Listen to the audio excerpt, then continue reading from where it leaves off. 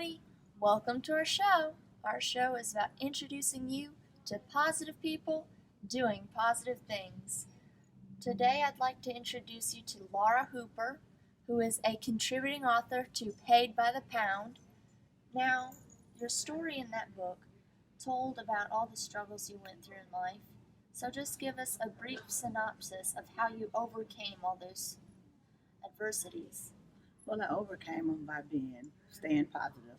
First of all, I understood about Christ and being my Lord and Savior. And coming down here to the South was very hard. It was a lot of struggles. My story mostly tell about the different transitions we went through in life coming to the South and having to chop wood, use a bathroom without an indoor bathroom, and a lot of things. And then later on in life, I was a mother of three, first of all, and I was in a very abusive relationship where it ended me up in the hospital for 30 days. Oh, And I had to choose me and my children. Most of all, I had to put them first.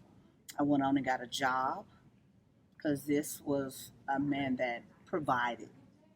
So I chose to break free from those chains of being in love to loving myself and my three children. that was super deep. Yes. And I went on to get my first job at Ward's Restaurant. Huh. Then no longer want to exchange my life for his income or for him being the provider for me and my children. I knew I had to choose me Amen and to my that. children. Amen. And with that being said, got my GED. Awesome. Went back to college for cosmetology. Huh.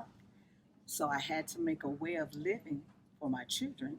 So I started doing hair out of my apartment for $10 per person. Anybody that wanted a hair did was $10. That was my way of trying to come back up, provide for my three children, and then be the mother that I needed to be for them. And chose them over love. That's a wonderful story. I mean, the love that you chose is the love you had for your children. Mhm. And that is the most important of all. Yes, it is.